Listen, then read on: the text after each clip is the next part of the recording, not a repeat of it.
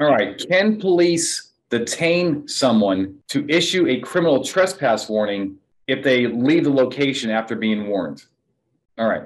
So I'll explain what's kind of going on here. My name is Anthony Bandiero, attorney and senior legal instructor for Blue to Go Law Enforcement Training, bringing the Roadside Chat. All right.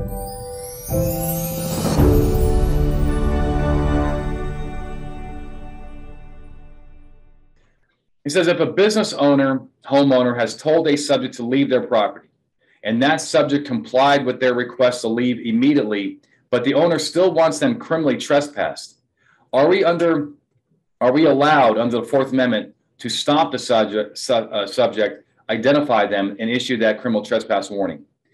Would the answer change if they didn't comply the first time they were asked? All right. So, and the officer says, I appreciate all you do. Great stuff. It really helps educate us and helps us, remain constitutional. And I thank you for that feedback. Here's what I'm going to do. Okay. Now, sometimes the answer depends on state criminal law, but I'm going to tell you what constitutionally I think the best answer is. If the person has complied with the order to leave the property, don't detain them, because you as a law enforcement officer are allowed to detain people under two conditions, right? One, with reasonable suspicion, and two, with probable cause. So you don't have probable cause here. The person immediately complied and they left. They complied, what they're supposed to. And you don't have reasonable suspicion here because you don't have any facts or circumstances that lead a reasonable police officer to believe that criminal activity is afoot, right? So why would you detain them? Can you try to engage in a consensual encounter? Yes. But Anthony, what if they come back and, how do we prove and so forth? That let the landowner prove that, right? If maybe they got video, maybe they took a picture, maybe they know who this guy is. I mean, you can't get involved and use your police power, for this issue. In my view, it's not a police issue. If the guy comes back, let that landowner explain to the police how this person was already previously trespassed and what proof that they have. That's on them. Now, I think it does change if the person actually did violate the law, right? In the sense of, I ain't leaving, I'm staying here. And then finally, the guy's like, well, I'm calling the cops. And he changes his mind, says, all right, well, right, I'll get out of here. If the person has apparently, right?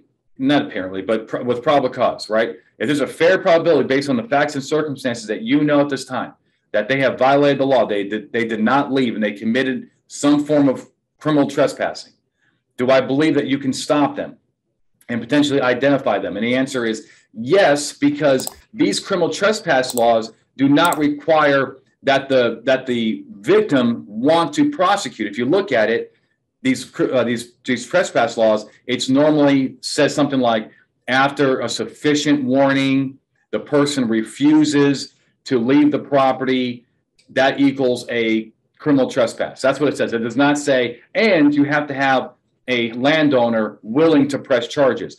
Now, in reality, if you do not have a landowner willing to participate and cooperate and press charges, then A, cops usually don't take any enforcement action. B, even if they did, the prosecutor is probably going to throw out the charges because they need a witness, right?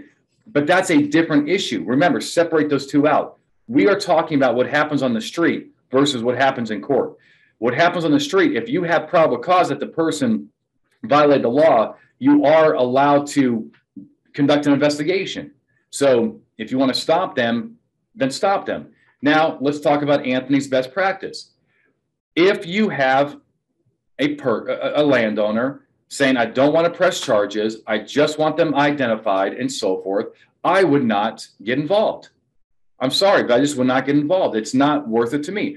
With these very minor cases, I mean, look, I'm not saying when I say I wouldn't get involved, I'm not saying I wouldn't try to have a consensual encounter with the person. Hey, can I talk to you for a second?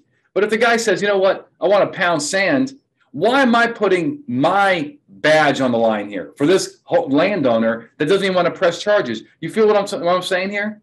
Right? I'm going to put my badge on the line here. I'm going to use force on this guy. I'm going to put habeas corpus on him, right? Put some hands on him, all because some landowner just wants his information. No, I'm not Pinkerton. I'm not a private security force. I'm a police officer, right? So I'm not putting hands on people just because people want this guy's name. That's what I would do. All right. I would let him go. All right. I hope it helps. Move the ball forward. Use good judgment. That's what we're trying to, that's my mantra here, right? And that's my mantra. My mantra is let's make good case law, right?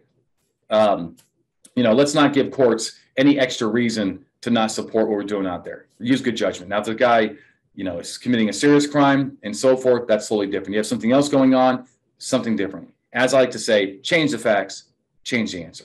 Before you leave, hit like, subscribe, comment, share with your friends. All the stuff I appreciate it. Try and get this channel, used by as many cops as possible. Until next time, my friends, stay safe.